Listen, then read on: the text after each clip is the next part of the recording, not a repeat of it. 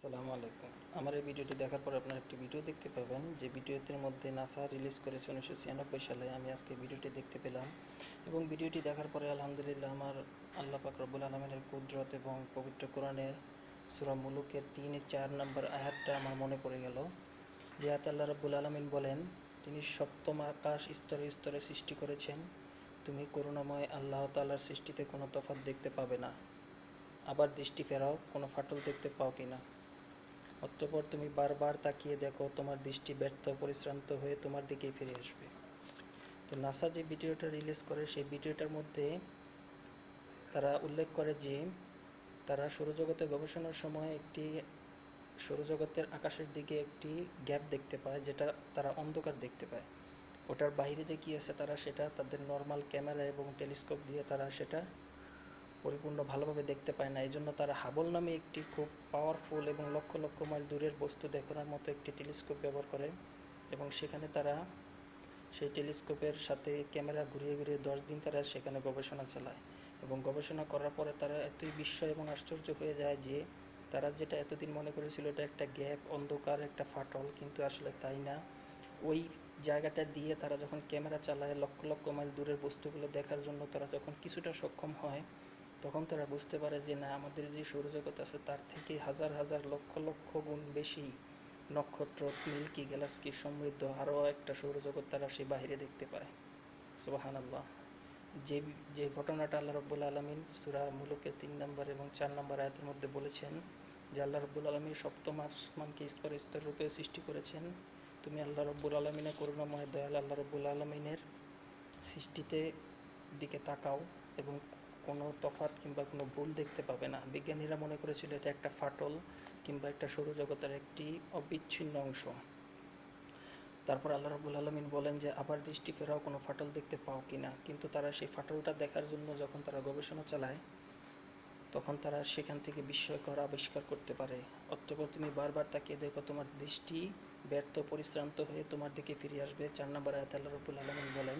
এবং সত্যি সেই নাসার যেই পাওয়ারফুল ক্যামেরা সমৃদ্ধ যে হাবল টেলিস্কোপ, সেটা দিয়ে তারা পরিপূর্ণ সব কিছু দেখতে পায় না, কিছু কিছু তারা নক্ষত্র দেখতে পায় এবং তাদের সেই ক্যামেরা পুনরায় আবার তাদের দিকে ফিরে আসে, অর্থাৎ ব্যর্থ হয়ে ফিরে আসছে। তো আমার এই ভিডিওটা দেখে, আমার এই ভিডিওটা বানানোর এই উদ্দেশ্য যে আল্লাহ রাব্বুল আলামিন কোরআনের মধ্যে যে 1400 বছর আগে যা বলছেন সেটা আসলেই সত্যি এবং আজকে বিজ্ঞান দ্বারা তা প্রমাণিত। আমি নাস্তিকদেরকে এই বিষয়ে প্রশ্ন করেছিলাম, কিন্তু তারা আমার কোনো জবাব দিতে পারে নাই। তারা আল্লাহকে অস্বীকার করে, কিন্তু কিভাবে তারা আল্লাহর এই কুদরতকে অস্বীকার করবে, এই সৃষ্টি জগৎকে অস্বীকার করবে, তো আপনারা ভিডিওটা দেখুন, তাহলে বুঝতে পারবেন।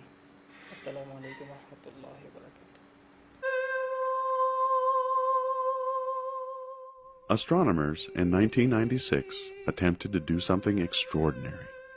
They pointed the Hubble Space Telescope into a part of the sky that seemed utterly empty, a patch devoid of any planets, stars, and galaxies.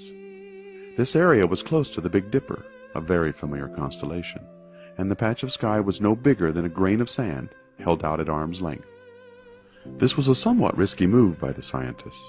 After all, observing time on this telescope is in very high demand, and some questioned whether it would be wasted trying to look at nothing. There was a real risk that the images returned would be as black as the space at which it was being pointed.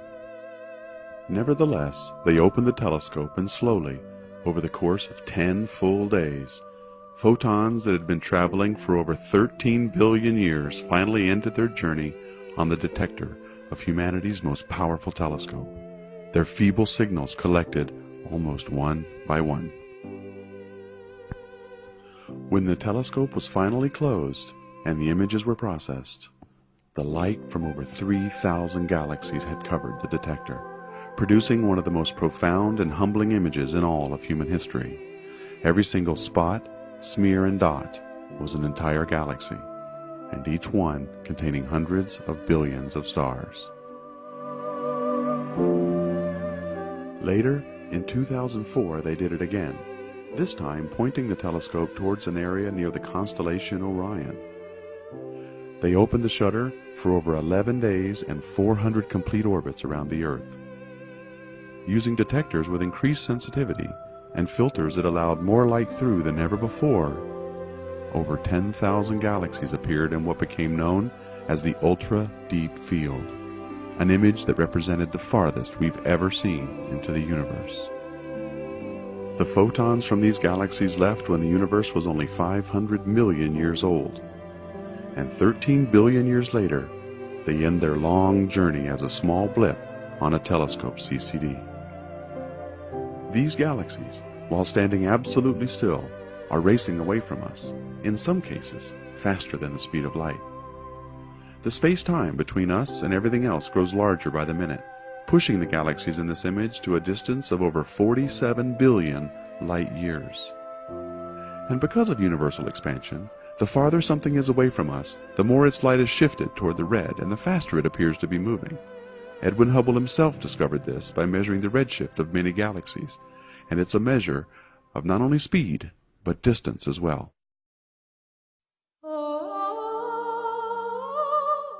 Recently, Hubble scientists put the icing on the cake.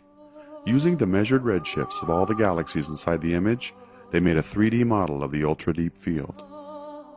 This is how it looks when we apply the distances of the galaxies in the most important image ever taken. There are over 100 billion galaxies in the universe.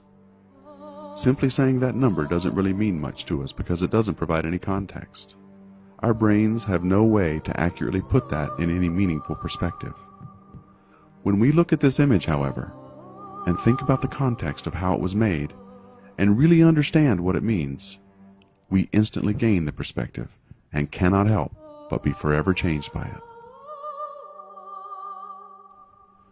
We pointed the most powerful telescope ever built by human beings at absolutely nothing, for no other reason than because we were curious, and discovered that we occupy a very tiny place in the heavens.